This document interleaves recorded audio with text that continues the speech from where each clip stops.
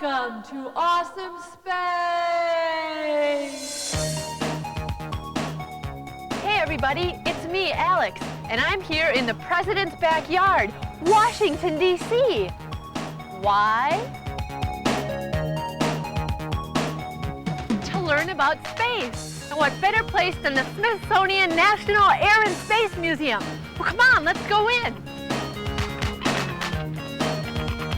Whoa, look at all this stuff. Oh, where do I begin? Hi, can I help you? Well, yeah, hi. I want to learn about space and rockets and exploring, and I don't know where to begin. Well, you came to the right place, the National Air and Space Museum. My name's Paul. Hi, I'm Alex. Hi, Alex. Hi, Paul. Let's go take it from the top. Okay, great.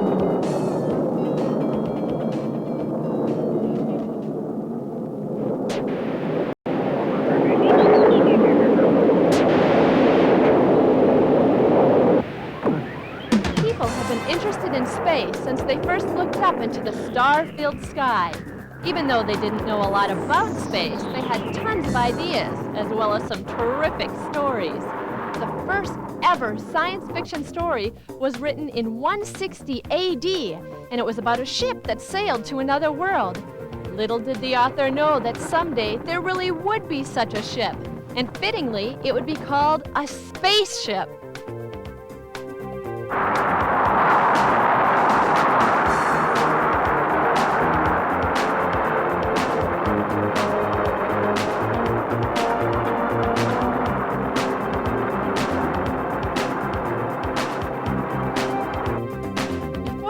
Spaceships carrying people were launched, there were other space objects launched into the air, like missiles and satellites.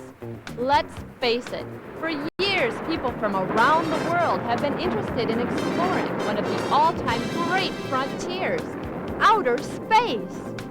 Even incredibly famous video hosts like to check out the spacey skies. Okay, maybe the not-so-famous ones too.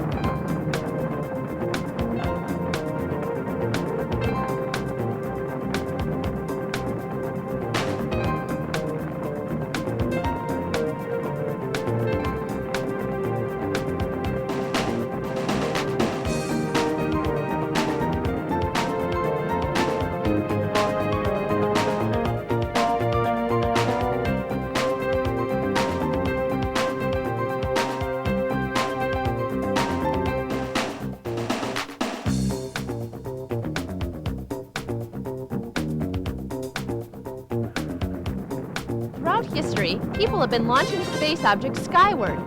Objects like Sputnik, the V2, the X-15, the Friendship, Gemini, and Apollo ships, and the space shuttles, as well as the massive Hubble telescope and the giant Skylab. Phew!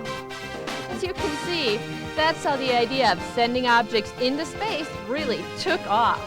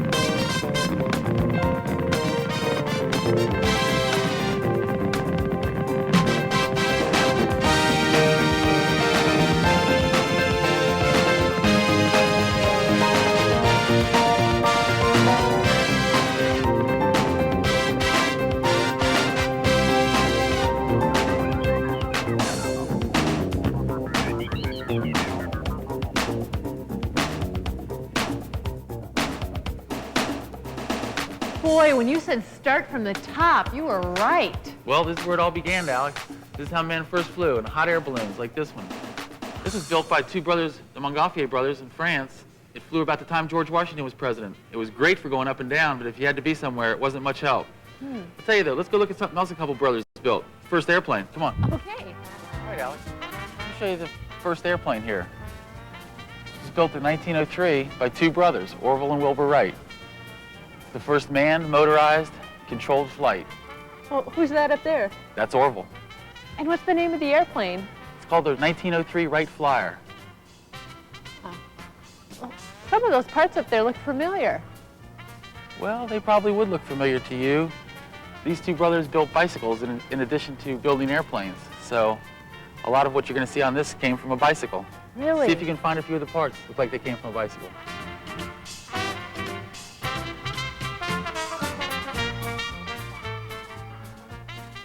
Well, if this was the first airplane, what did we use to first get into space? Come on over here, I can show you that too. All right.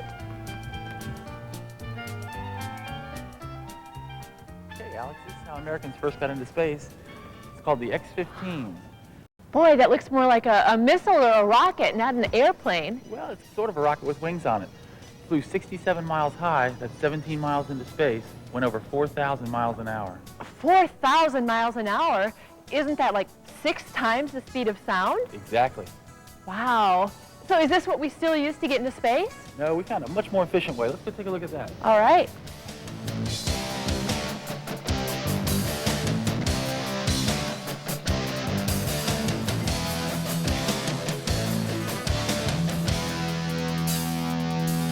Hey, Paul, what's that big silver basketball doing up there? Well, that's not a basketball, Alex. That's mankind's first artificial space satellite.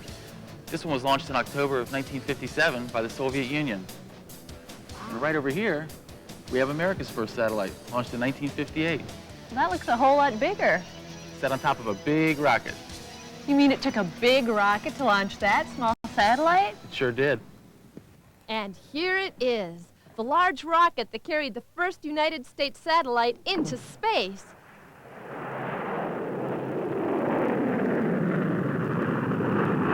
See the small pencil-shaped satellite on the top of the rocket? And what a rocket! Look at the power. Look at the height. On second thought, look at the ground. Oh, this is making me dizzy. Oh.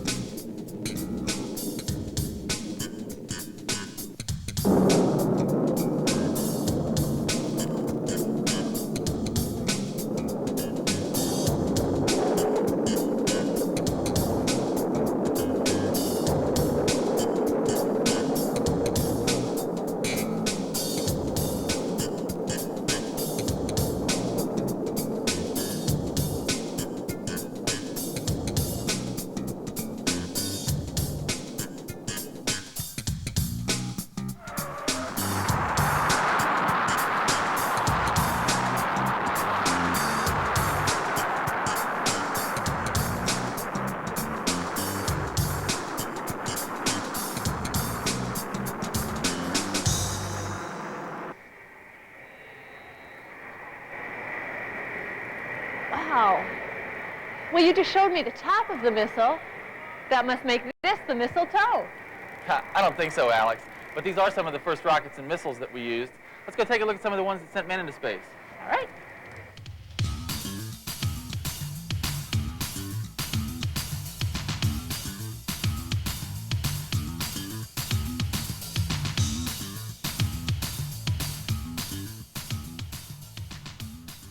Alex, this is a Mercury spacecraft, Friendship 7. Holds 1 astronaut. This one is the first one to orbit the Earth. Well, what does it mean to orbit? Well, step away from there and I'll show you. Okay. I just orbited you, Alex. Oh, I get it. Orbiting is going around something. Exactly. Right. And this was the first American spacecraft to go around the Earth. Huh. Well, who's that in there? That's John Glenn. Oh. Hey, John, how's it going? You look a little bit crowded in there. It is crowded in there. Alex, this is a Gemini spacecraft. It holds 2 astronauts. How come that guy looks like he's jumping out? That's Ed White. This is Gemini 4, and this was America's first spacewalk. Spacewalk? It looks more like a space float. Well, it was a space float, but we had to learn how to float in space before we could walk on the moon. Walk on the moon? Come on, I'll show you. Alex, this is an Apollo space capsule. It's the largest space capsule we've ever made. The largest? Well, how many astronauts did you get in there? It holds three astronauts. This is Apollo 11. It was the first one to take us to the vicinity of the moon. So we took this to the moon? Well, we took this up to the moon, but this didn't land on the moon. Come on, I'll show you what landed on the moon. Okay, great. On July in 1969, the man in the moon was sent some company, men from the Earth.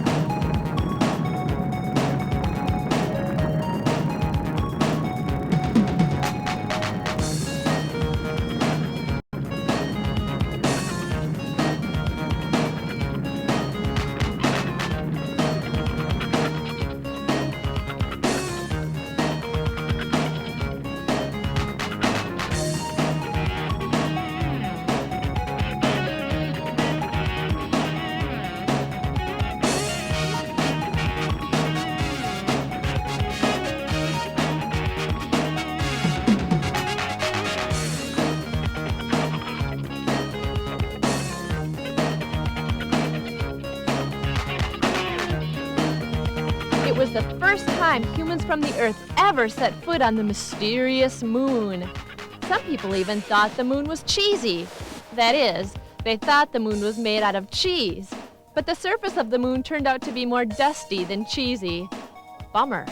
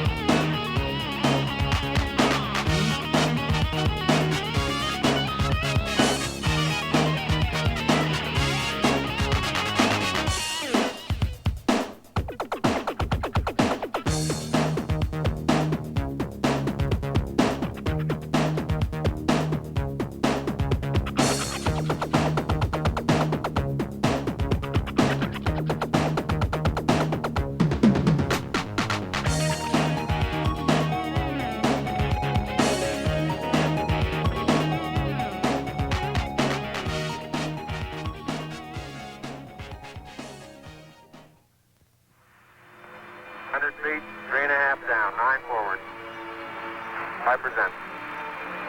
How many pipes? Okay, 75 feet. Starts looking good, down a half. 6 forward. 60 seconds. Lights on. 6. Down 2.5.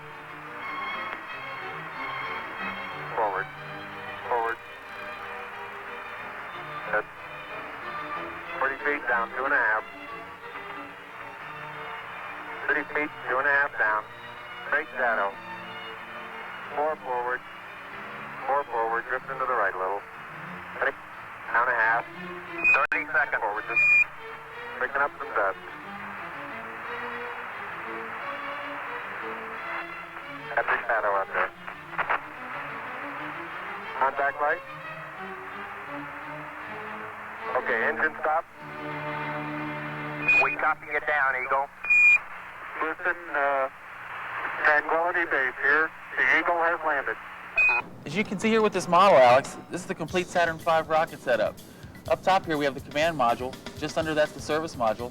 Here's the third stage, and between the two of those, we have the lunar lander. Wow, the lunar lander. The lunar lander, just like this big one right behind us. Hey, what's that?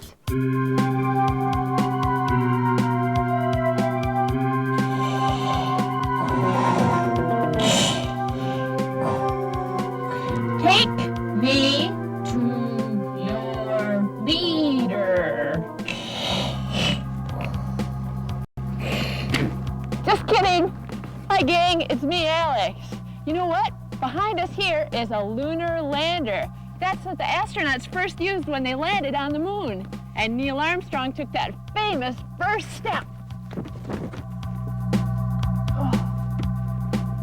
good thing there's only 1/6 the gravity on the moon than there is here on Earth.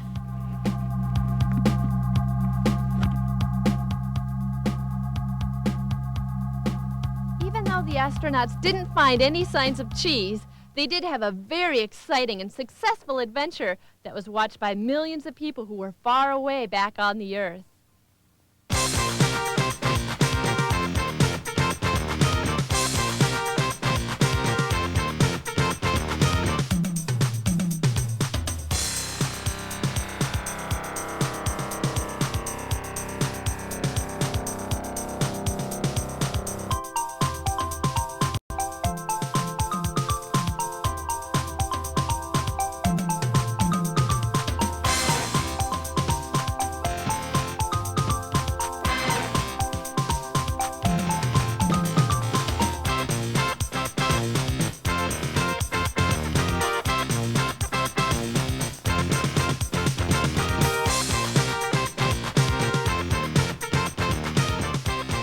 Alex, this is the lunar lander. This is what the astronauts used to land on the moon.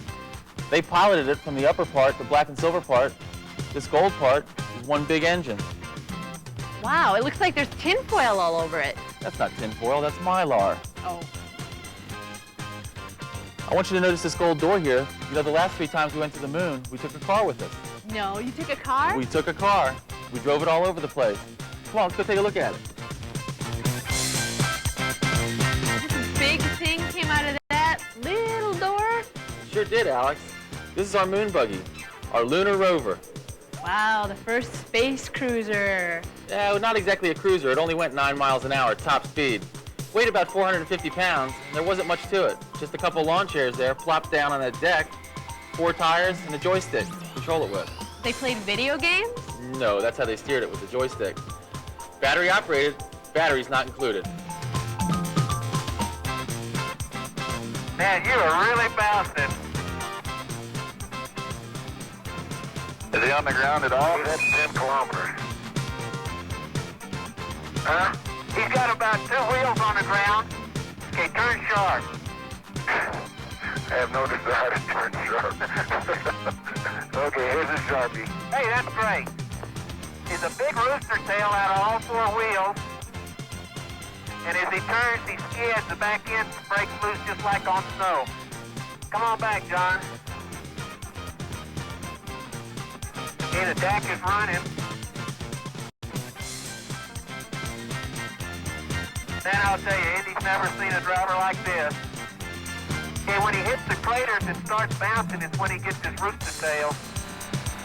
He makes sharp turns. Wow, what a place. What a view, isn't it, John? It's absolutely unreal.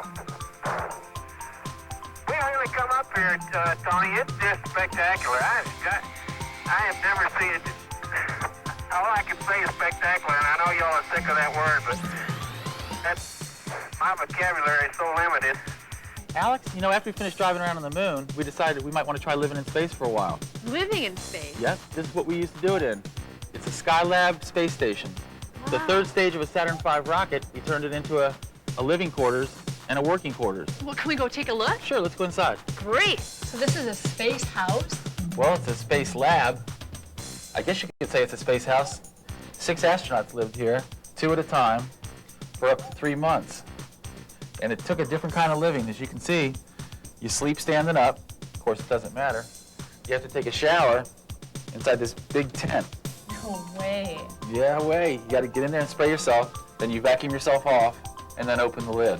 You don't want water flying all over the place. Here's where they ate. That's their dining room table. Pretty small. And look, there's his dinner floating away. But they sure have a nice view out that window, don't they? Oh, sure do. And here's where they did all their work, Alex, just above us. That's their office.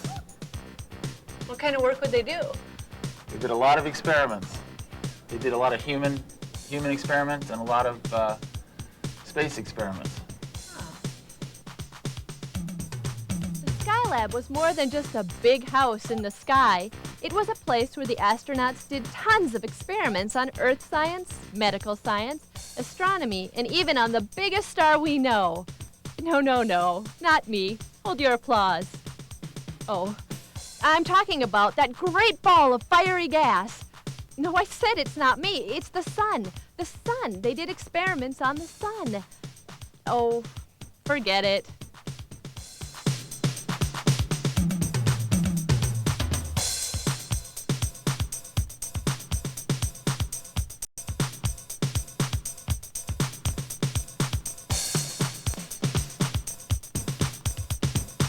Oh, what's that big blue thing that looks like wrapping paper? Alex, that's a solar panel. That's how the electricity is generated for the Skylab space station.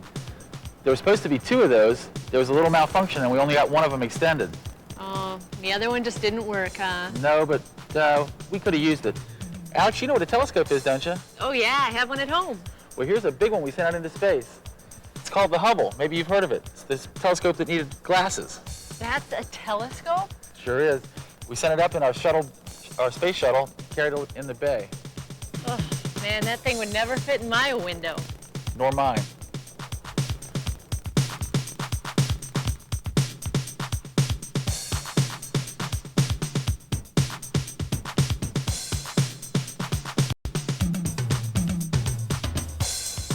Boy, I can't see a thing in here. I thought you said this was a telescope.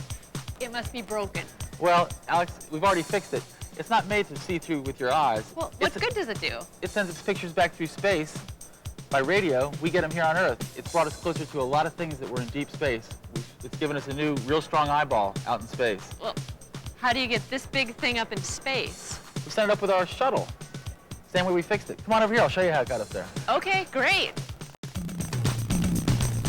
Alex, this is how we got the Hubble Space Telescope into space. This is our space shuttle. It's how all our manned missions are flown now. Is it really that small? Oh, it's much, much bigger than that. There are 4 parts to it. There's the shuttle itself. This comes back to Earth with the astronauts in it. It looks like an airplane. There's that big brown fuel tank. After they use the fuel, that thing burns up, and we never use it again. Then we have the 2 white pencils on either side. Those are solid rocket boosters. Those fall in the ocean, and we use those over and over again. Wow. Well, how many of these things are there? We have 4. All 4 have flown. One's now being repaired, updated to visit the Russian space station. The Challenger was the first space shuttle that the Americans sent up. On April 12, 1981, the 4,458,000-pound spacecraft bounded into space. And on April 14th, it returned to Earth, having traveled 36½ times around the Earth. That means in 55 hours, it traveled 1,074,567 miles. Boy, that's almost as fast as my sister's mouth moves when she's talking about her new boyfriend. The reason why the space shuttle was built was so that we could have a spaceship that could be used again and again. Now that's major recycling. Before the shuttle, all of the spaceships were either left up in space or were burned up in the Earth's atmosphere. The only part that was left was a small section of the ship where the astronauts stayed. With the space shuttle, it could land on a runway, just like an airplane.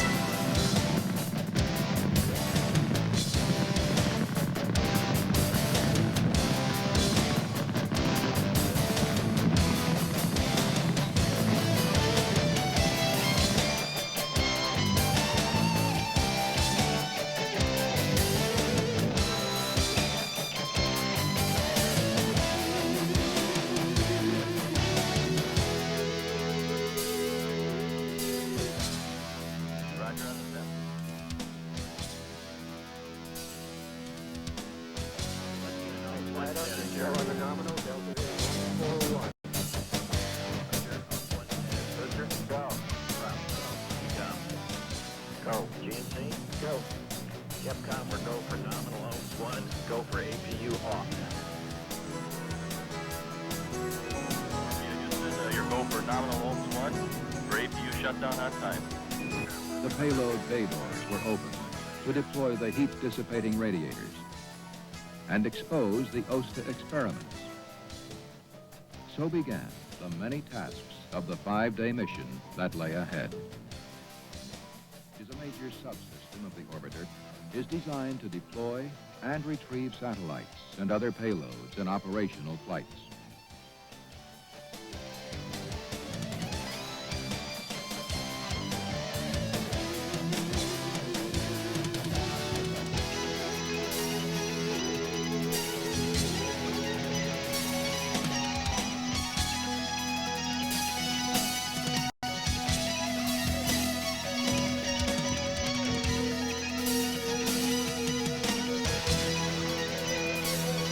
Roger, the port door is coming closed, and I want to at least get it close here and stop, and then we can talk.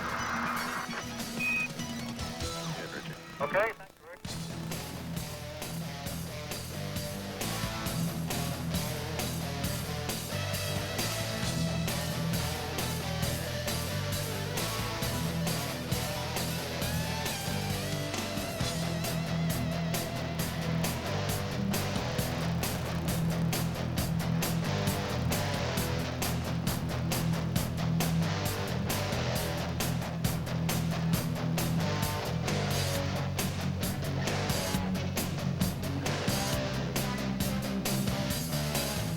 April 1981.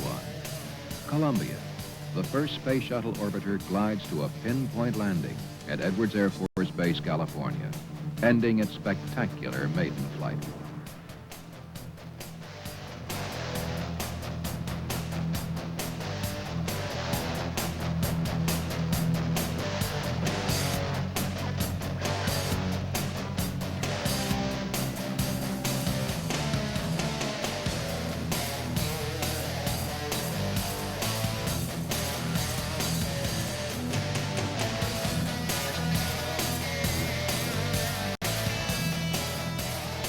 Alex, it shows you just how far we've come from those two brothers in that little balloon to this, the space shuttle.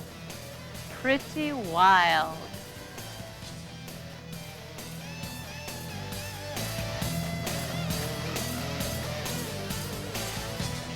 If you'd like to learn more about space, contact the Smithsonian National Air and Space Museum in Washington, D.C. Or zoom on over to your local library. They have tons of awesome books on space. Maybe I'll see you there.